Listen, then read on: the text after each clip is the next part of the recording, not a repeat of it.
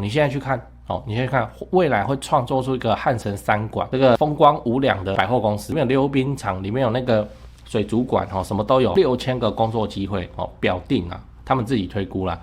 你现在去看因为我刚从那里路过，你先去看，那现在附近叫什么？叫大工地啊，谁要住那里啊？真的是大工地，盖房子不是会那个吊车嘛，天车啊，吊塔，我那边数，它有10只，我靠，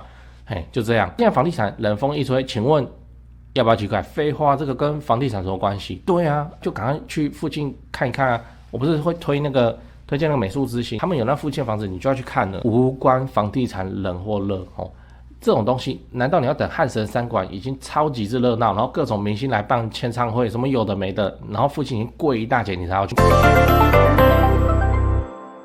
头期款的游戏怎么玩先说结论你不要考虑卖掉这些房子能赚多少，而是去考虑你有没有机会透过卖掉这间房子，换一间更顶的房子，让自己在不用多出钱的状况下拿到更好的筹码。嗨，我是买房阿元，订阅买房阿元，我先祝你老了有房也有钱。我们在上一支影片聊了买房该怎么挑格局，如果你还没看过的话可以看一下。那今天我来跟你讨论头期款的游戏到底怎么玩，这是来聊投资自产换屋的逻辑这一样是一个付费会员问的那内容是这样，他想要买一间1000万的中古屋来自产，但是他自己在那边算一算，越算越迷糊啊。例如这间中古屋买1000万，然后再加上一些整理啊零零散散的费用，那总共花费跑到300万。那他卖掉的时候房子涨到1600万，所以他卖掉以后可以赚到300万，再加上自己本来的本金200万，所以手上会有500万的现金。在投入房地产的时候，本来1000万的房子在他手上就膨胀成1600了，那他去买新的也变贵了，那不就没有赚到？还是说就不如继续持有原本的房子？好，你看这个问题问得很好，就是大家在思考买房自产时常常会看到的盲点，所以你要知道你在拼的其实就是头期款。那我们来讲这个会员的思路上大概是哪边可以再做一点调整，其实就是我们在算不是每次买卖带来的差额，而是我要怎么扩大我的本金，让自己可以上更好的车。例如说他举例买这个1000万，然后经过了 N 年之后卖1600万，各项费用扣掉以后，回到手上的钱是500万 ，OK， 那你就拿这500万上一台更好的车啊。好，那我们假设他就是500万全部投入，以现在首购80%来说，他可以买到多贵的房子嘞？2500所以他会从持有一间1600变成持有一间2500。那当然有可能他在缴这间房子的时候，房贷会缴得很吃力，因为他贷满80%嘛，那他就可以往下修一点啊。例如说他看2000的房子，头期款只要400。那他手上就会剩100，可以拿来做一些其他的事情补贴这房贷这样，所以他并没有多拿多少钱就可以让自己实现从持有1000万的房地产变成持有2000万的房地产这样。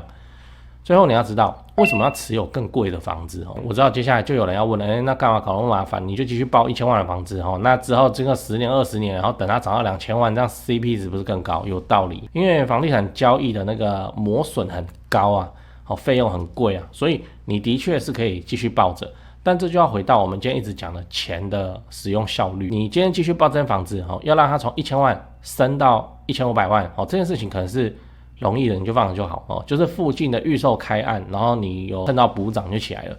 但是接下来你要等它从1500涨到2000，时间要多久？我未看先猜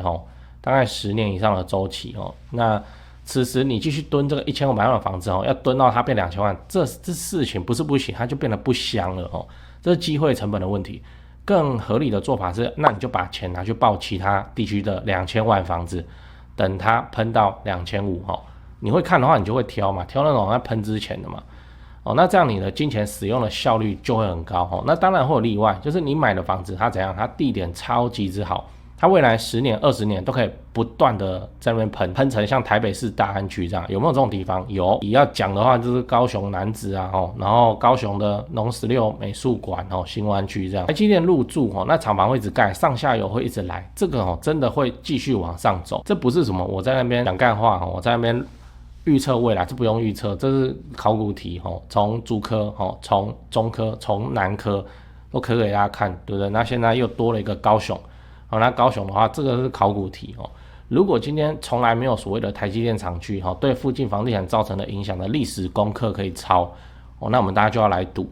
现在是完全不用赌的状态，反正就是会起来这样。好，那我就要问你假设你是买在台积电附近然后入手的价格很便宜，那你干嘛卖，对不对？你干嘛卖？你好不容易等到它开花结果，然后你明明知道它是接下来是一个很大的周期，可能人家小地方在涨，大概3年5年就跑完一个周期，可是你那个是台积电那就变成说你可以守住它，怎么样？守住它个10年20年这个都没有关系。对啊，你手上那种东西是很标准，就是卖掉买不回来的你就给它继续放着。对这几件事情先讲，不然怕忘记。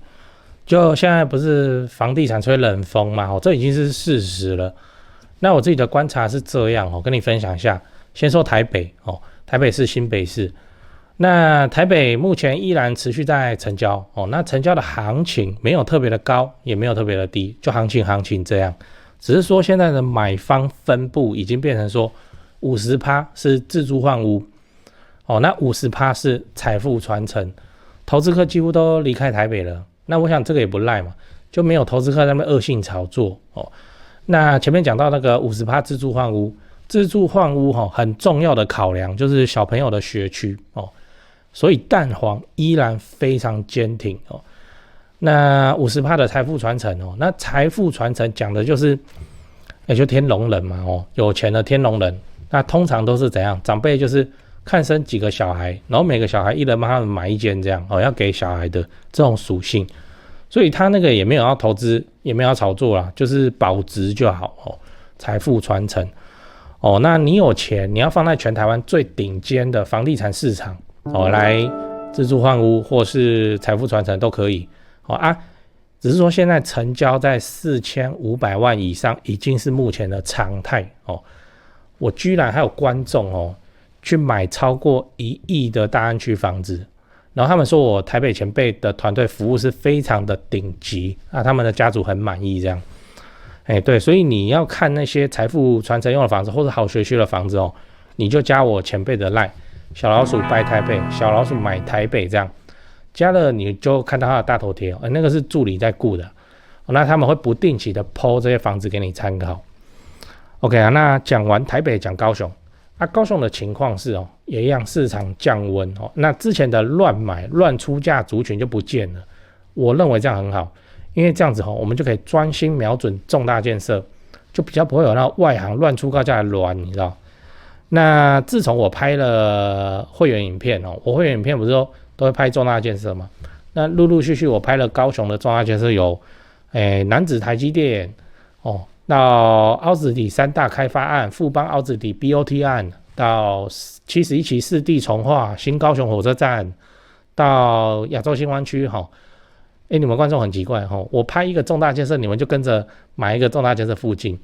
高雄我是很有信心没想到说这个观众好像比我还有信心买的比我还贵，买的比我还多真是蛮夸张那看好高雄，你瞄准重大建设，就找我推荐的台湾房屋美术之星店那在高雄你要卖还是要买那你就给他们一条龙就好了，就跟我一样，我过去10几年都是他们处理的，这是真的那我付的中介费这样子加起来早就超过7位数，那你看我还是愿意推荐他们就是真的很没问题嘛很专业，很 OK。 他们的 LINE 是小老鼠 go， 小老鼠5个 go那他们有答应我说会 po 在这支 LINE 的房子是都会挑过就是专门给买房阿元的观众。那这些房子都怎样？都适合自产，也都在重大建设旁边，你可以加那个 LINE 来看看高雄没有台北那么贵那高雄的重大建设，我还做了一个高雄重大建设加美食地图的 Google Map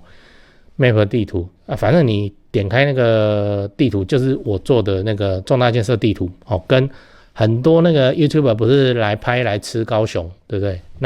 那些他们吃的店我都把它点出来，这样都插在地图上，反正就是美食跟重大建设都摆在一起。你要来高雄玩还是你要看房子那你都可以参考这张地图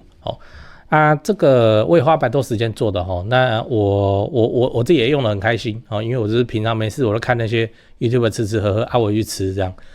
那使用的方法是你要去我的那个影片的资讯栏复制那个连结，然后贴在你的手机浏览器上，打开来看才会正常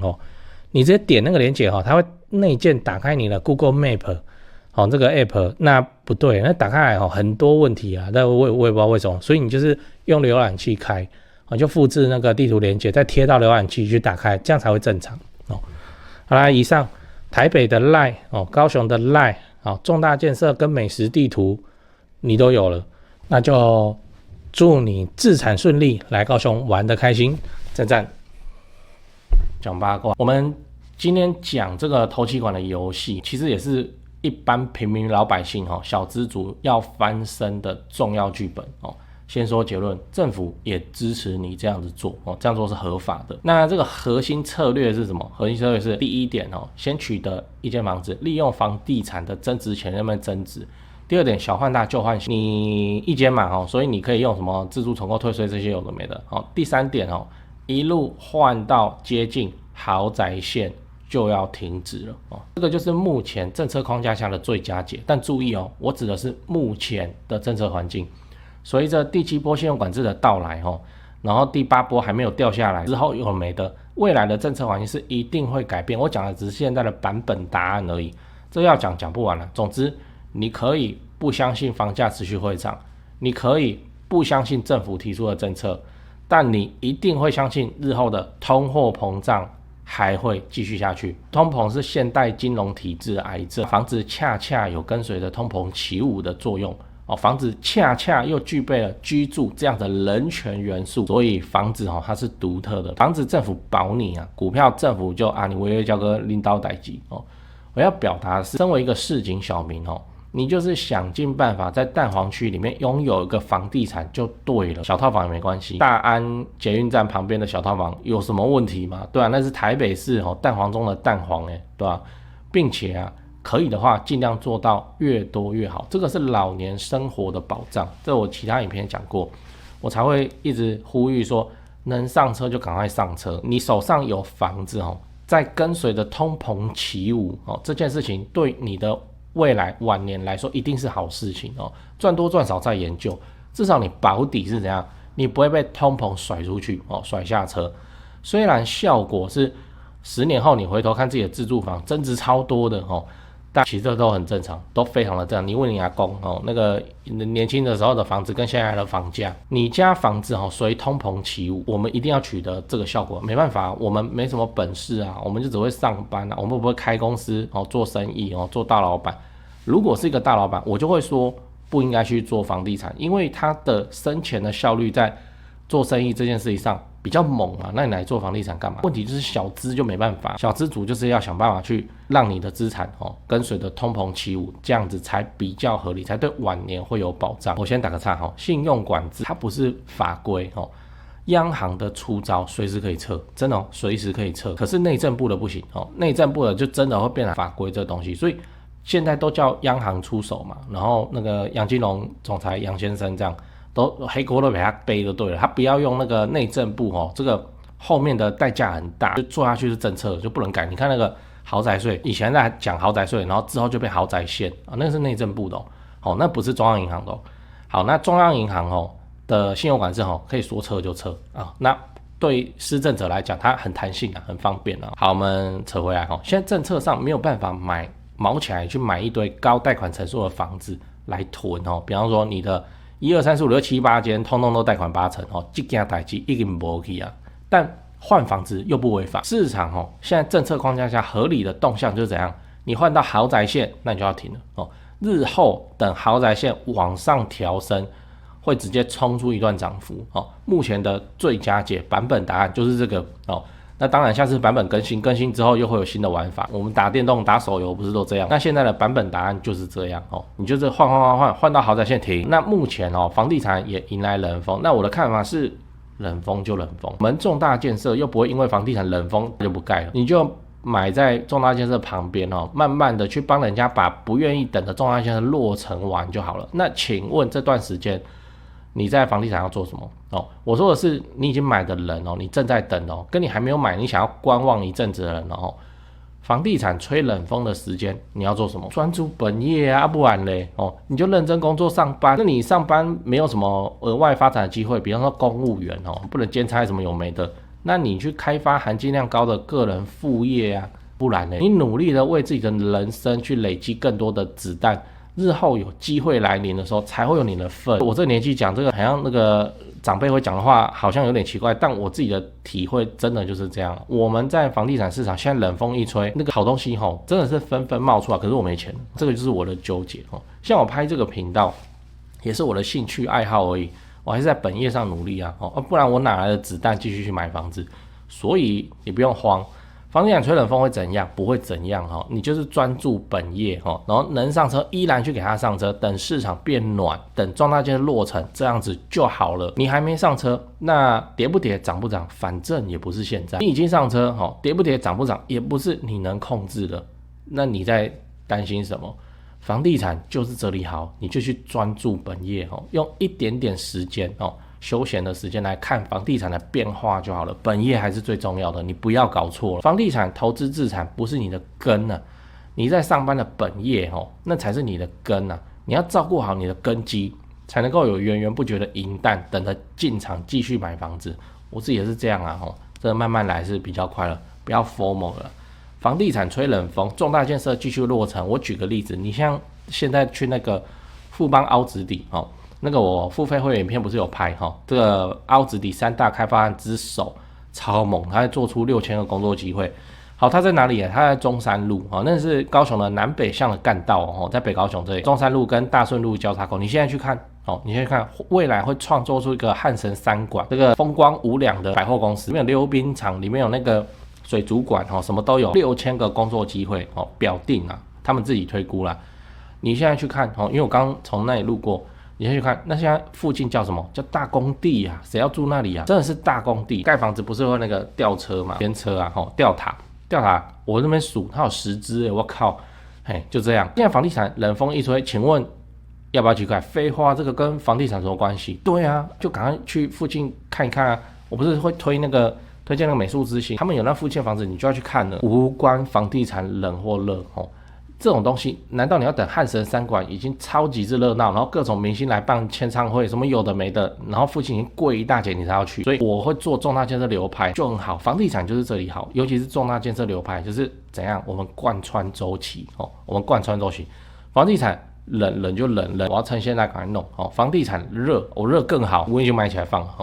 就是这样所以不用太担心。其余时间你要干嘛？专注本业专注本业。你又不是做这个专职投资，你钱也没那么多，你就是好好上班，然后去把家人照顾好，大概就是这样，慢慢来啊，不用急躁啦，真的会比较快。